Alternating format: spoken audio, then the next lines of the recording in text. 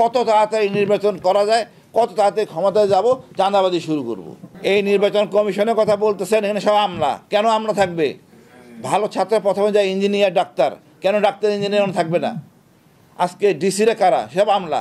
এই আমলা অন্য আমলার প্রতি আনুগত্য থাকে। ভারত হলো এমন একটা দেশ, আমাদের বড় শত্রু, এবং তারপরে হলো আওয়ামী লীগ, তারপরে হলো সহযোগী, জাতীয় পার্টি বলেন, সবাই বলেন।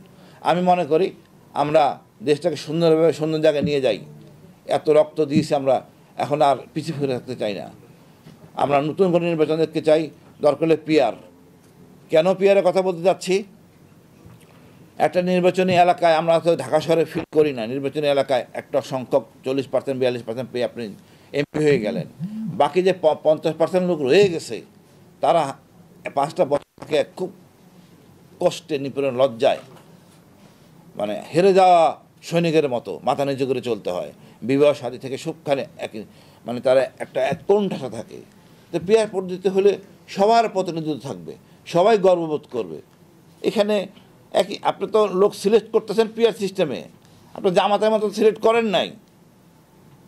সংসদীয় এলাকায় আপনি যদি সংসদীয় এলাকায় লোক ঠিক করেন, নির্বাচন করে কে হবে আপনাদের প্রতিনিধি, তা তো করেন। আমরা কোন পর্যায়ে গেলে একটা নিরীহ নিজের ক্ষমতা দীর্ঘায়িত করতে আমরা জঙ্গি নাটক করতাম। আমার মনে হয় আমরা একটু কঠোর হইতে হবে। ফরদ মাদার ভাই, তারপর তো সংস্কার হয়নি, সংস্কার সরকার করতেছেন, ওখানে ফরদ মাদারের নাম আর নাই, মান্না ভাইয়ের নাম নাই, মাহমুদ ভাইয়ের নাম নাই। এটা তো জ্ঞানী মানুষ, এটা কথা মানুষ শুনবে। এখন যারা গেছেন তারা নির্বাচন নিয়ে ব্যস্ত। কত তাড়াতাড়ি নির্বাচন করা যায়, কত তাড়াতাড়ি ক্ষমতায় যাব, চাঁদাবাজি শুরু করব। আমাদের এখন সবাইকে আরও কঠিন হইতে হবে। আমার মনে হয় বিপ্লব শেষ হয় নাই, এটা অসমাপ্ত বিপ্লব। আমাদের আরও আগায় নিতে হবে এটা ভদ্র সভ্য হওয়ার জন্য। আমরা এখনও বুঝি না যে অন্যের সম্পদ ছোটোকাল থেকে একটা বাচ্চাকে শিখাইতে হবে যে তুমি ময়লাটা এখানে ফালাবা না। বাচ্চা শিখতে হবে। একটা বাল্য শিক্ষা ছিল আগে আদর্শলিপি, এই আদর্শলিপি আমার কম্পালসারি করতে হবে সবার জন্য। আগে আমি মানুষ হই, এই মানুষ হলে আপনার ধর্মের 90% অংশ শেষ। তাহলে আপনি চুরি করবেন না, আপনি চুরি করবেন চেতনা নিয়ে আপনি নির্বাচন যাচ্ছেন। তা আমি আর ফ্যাসিস্ট নিয়ে কী বলবো? প্রত্যেকটা রাজনীতিবিদদের আমার মনে হয় একটা মানদণ্ড দেওয়া উচিত, যেটাকে একটা যাতে নিয়ন্ত্রণে থাকে। এই পর্যন্ত একজন মন্ত্রী এমপি পদত্যাগ করে নাই, কতটা নির্লজ্জ। ডক্টর ইউনূসের কথা বলবো, হ্যাঁ উনি ভালো মানুষ, উনি তো এসে প্রথমে উনার যে কর আরোপ করা হয়েছিল এটা মাফ করাই নিছেন।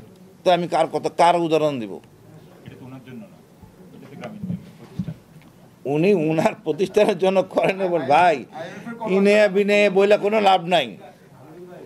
এই নির্বাচন কমিশনের কথা বলতেছেন, এখানে সব আমলা। কেন আমলা থাকবে? ভালো ছাত্র প্রথমে যায় ইঞ্জিনিয়ার, ডাক্তার, কেন ডাক্তার ইঞ্জিনিয়ার থাকবে না? আজকে ডিসিরা কারা? সব আমলা। এই আমলা অন্য আমলার প্রতি আনুগত্য থাকে, ওনার ইশারায় কাজ করে। আজকে ডিসি থাকুক এখানে যদি নির্বাচন কমিশনে ইঞ্জিনিয়ার থাকে, তাহলে সে তার কথা শুনবে না, যার যার মতো কাজ করবে। আমরা ইচ্ছা করে সংশোধন করতে চাচ্ছি না, তাহলে আমরা কী করার আছে? আমরা চাচ্ছি, আমরা তো পারি এই যে গাড়ি বাড়ি ডিউটি ফ্রি গাড়ি এটা বন্ধ করে দেই। আমি উন্নয়নে এমপি থাকবে না, আমরা তাহলে রাজুকে প্লট দেবো না, তাহলে দেখেন তখন লোক খুঁজে পাওয়া যাবে না। তা আমরা চাচ্ছি না সংস্কার হইতে। আমরা একটু বলিষ্ঠভাবে বলবো, কঠোরভাবে বলবো, এই রাজনীতিবিদদের সুবিধা কন্ট্রোল করেন। এরা সেবা করতে আইছেন, এদের কোনো সুযোগ সুবিধা দেওয়া হবে না। জামাতে ইসলামী আমির সাহেব এটা বলছেন, এই বিষয়টা খুব একটা যুগোপযোগী একটা সিদ্ধান্ত। এই গাড়ি বাড়ি পাবে না, এটাই হওয়া উচিত। এটাকে একটা কমার্শিয়াল স্পেস করা হয়েছে, আমরা এটা চাই না। আমরা দেশের সকল জনগণকে বাঁচতে চাই। আমার প্রতিবেশী ভালো থাকলে আমি ভালো থাকবো, সুতরাং আমার বস্তিবাসী থাকবে না, সে আমার বন্ধু। আমরা এক কাতারে নামাজ পড়ি, এক কাতারে থাকবো, সবাইকে নিয়ে আমরা দেশটা আগে নিয়ে যাব।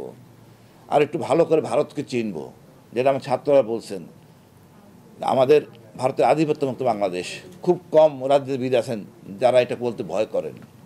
আমি মনে করি এই জিনিসটা ধারণ করেন, ভারতকে চিনেন। না আপনি ওখানে পিআর সিস্টেম করেন, যে সিলেক্ট করে দেন, তো তাই যদি করেন রাষ্ট্র ব্যবস্থা পিআর করেন, সবাই আমরা থাকি এর সাথে, দেশ গড়ার সাথে। আমরা আগামী দিনে আমরা ভালো রাজনীতিবিদ চাই, আপনাদের কষ্ট করে শোনার জন্য অশেষ ধন্যবাদ। বাংলাদেশ জিন্দাবাদ।